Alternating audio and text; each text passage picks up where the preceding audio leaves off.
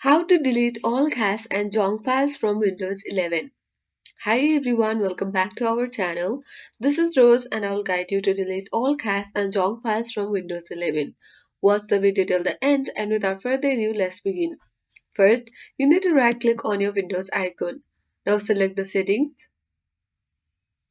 The setting window will open where you need to choose system option and you need to scroll down. Now look for a storage option and click to open it. Here you will see all your temporary files. Simply you need to choose temporary files option once it gets completely loaded. So wait until it gets loaded. You have to scroll down and in order to delete all the cache and junk files from Windows 11, you simply need to check mark all the box next to it. And with that, you will see the delete button.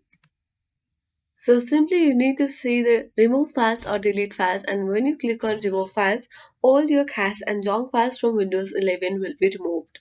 So that's all for today. I hope this guide was helpful. If it was, then do like, share, comment and don't forget to subscribe. Thank you for watching and I'll see you in the next video.